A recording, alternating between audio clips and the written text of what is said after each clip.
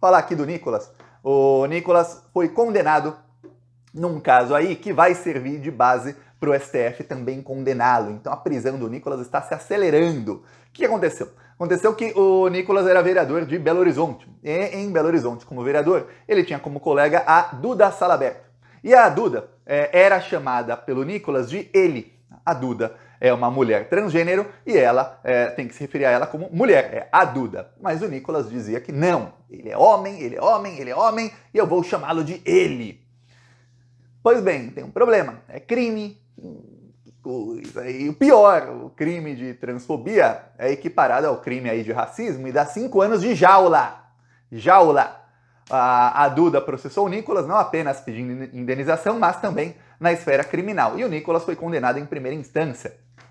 Na segunda instância, os advogados de Nicolas Ferreira disseram que, olha, o Nicolas está protegido pela sua liberdade religiosa, porque a religião dele não aceita esse tipo de coisa. E ele também está protegido pela liberdade de expressão. Ele, por ser um parlamentar, e na época também era parlamentar aí na esfera municipal, ele tem, pela Constituição, liberdade de expressão para falar o que ele quiser, o que ele pensa e emitir opinião. Porque tem uma coisa que a gente sabe aqui, que liberdade de expressão não abarca você cometer crimes. Então, deu ruim. É engraçado que a liberdade de expressão deles é só para eles cometerem crimes. Você fala uma vírgula fora do que eles querem ouvir, eles já mandam processar todo mundo, processam a tal da Júlia Mamata, mas olha, se fizer um meme dela, ela já processa. E ela sabe o seguinte, tem uma chance de 50% de cair num juiz bolsominion. Ainda mais esses deputados, o Nicolas não é do Sul, mas como a Júlia Mamata, Brunini e outros aí que são do Sul, eles sabem que no Sul do Brasil a chance é de 70% de cair num juiz bolsominion. Então eles têm uma chance enorme de começar a lucrar, eles têm advogados pagos com dinheiro público, aí processam um monte de gente, e aí um ou outro eles ganham processo, aí eles lucram com isso, e aí o dinheiro vai para eles. Veja, advogado pago com dinheiro público e dinheiro aí não é público, o dinheiro vai para o bolso deles. Essa é a nova estratégia aí do bolsonarismo, viu? E o Poder Judiciário, novamente, não está fazendo absolutamente nada para coibir isso.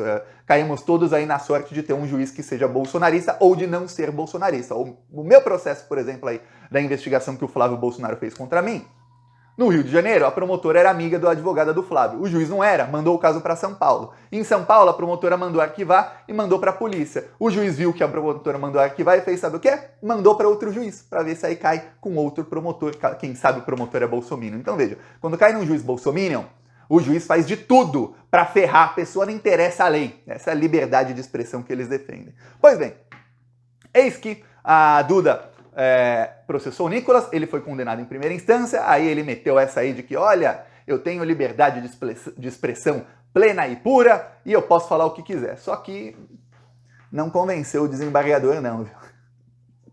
Em segunda instância, Nicolas Ferreira acaba de ser condenado. Ele vai ter que pagar indenização e aí na esfera criminal veremos qual vai ser a pena que ele vai levar, mas será condenado também.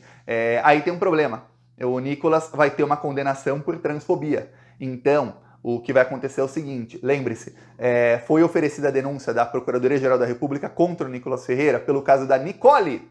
No dia 8 de março, dia da mulher, ele chegou lá e falou que agora eu sou o Nicole e tudo mais, e ofendeu lá todas as mulheres trans. Cometeu novamente o crime de transfobia. E aí tem uma coisa que é genial nisso aí, que eu fico até feliz dele ter cometido o crime, que é o seguinte, quando você comete crime para uma pessoa, aí o crime é tipificado de determinada maneira e a pena é menor. Mas quando você comete o crime contra todas as pessoas, aí é que dá a pena maior de 5 anos, sabia disso? Então quando alguém é racista com uma pessoa, falando, você é isso e aquilo, pode entrar na esfera pessoal, então a pena é menor. Mas se o cara fala, todos os negros são blá blá, negros são blá blá, aí já é racismo, aí a pena é muito maior. E o Nicolas, no caso aí do dia 8 de março, ele não ofendeu uma pessoa, como nesse caso da Duda, ele ofendeu a Duda. No caso do dia 8 de março, ele ofendeu a todas. Aí a pena é maior. Só que tem uma coisa, ele não é mais réu primário, porque ele já está condenado pelo mesmo crime. Então a chance da pena ser amplamente aumentada lá no Supremo Tribunal Federal, pelo crime cuja denúncia já foi feita pela Procuradoria-Geral da República, e o processo será todo no STF. Um processo assim demora um ano e meio no máximo, tá? Vai ter aí a ampla defesa, mas mesmo assim, um ano e meio. E aí já começa, já vai a julgamento, vai ter uma votação, e ele, assim, vai ser 9-2 ou 10-1. O Nicolas será condenado direto no Supremo Tribunal Federal. Se as penas somadas de um caso e do outro derem 4 anos de prisão, e vem cá, vai dar. O Nicolas perde o mandato e é tornado inelegível. Lembre-se, é uma condenação direta no Supremo Tribunal Federal, então na lei da ficha limpa ele já é ficha suja, oficialmente, por isso inelegível. Por ter pena de mais de 4 anos, perde também o mandato. Então esse é o futuro aí que está se vislumbrando para o Nicolas Ferreira, fora que há outros processos contra ele, outras denúncias, outras investigações também contra ele na Procuradoria-Geral da República, também por crime de transfobia, de intolerância religiosa, de racismo, enfim. Nos próximos meses, os advogados do Nicolas vão ter muito trabalho, ainda mais com a entrada do Gonê, que vem aí com a missão que foi lhe dada e que ele falou, eu vou com tudo, que é a missão de acabar com todo o bolsonarismo e de começar a fazer com que eles paguem pelos crimes que cometeram e que continuam cometendo. E aí, o que acontece é o seguinte, o Gonê vai para cima de todos esses deputadinhos e deputadinhas bolsonaristas que estão aí disseminando todo tipo de coisa errada. E aí você pensa, caramba, Thiago, será que o dia do Nicolas foi ruim, sabendo que essa condenação aí vai embasar a decisão? O STF já vai ver, primeiro, não é mais réu primário, já ferrou para ele. Segundo, pô, já foi condenado pela mesma coisa? Dá aqui a condenação. Já embasa, uma condenação já embasa a outra. Vai muito provavelmente na condenação do Nicolas, já estou falando de condenação lá no final do processo, porque ele produziu inúmeras provas contra si mesmo, então não é o tipo de processo que você fica surpreso com o resultado, não. Ele foi lá no plenário e falou que o nome dele era Nicole, porque ele pode, enfim, e falou um monte de coisa. Tá, quando for condenado, não tenha dúvidas de que a sentença agora do processo dele, da condenação contra a Duda Salabert, que esse processo, trechos dessa condenação serão usados pelo STF, viu? Então, essa é a situação do Nicolas. Mas como nada que tá ruim não pode piorar muito, principalmente para os bolsominions, o que acontece é que o Nicolas, ontem o Silvio Almeida estava na Câmara dos Deputados e o Nicolas resolveu se engraçar para o ministro Silvio Almeida. E aí, é igual você ver discussão de uma criança de 3 anos com um adulto, é isso? A criança tem e o adulto falando calmamente. É isso a conversa do Nicolas com o Silvio Almeida. Vou mostrar aqui um trecho da humilhação pela qual passou o Nicolas, tá? Vamos lá, Nicolas. A gente vai expor a verdade e a tua fala veludada não consegue enganar o Brasil mais uma vez. Obrigado, ministro. Volte sempre. Ministro, seu tempo de réplica. Quem ouve o deputado falar parece até que ele gosta da verdade, né? É um negacionista, alguém que não se curva aos fatos. Se se curvasse aos fatos, ele saberia, por exemplo, que eu nunca mencionei nada sobre o que ele... Esses espantalhos aqui sobre apropriação cultural, sobre branco fazer coisas. Isso é algo que eu nunca disse, nunca escrevi.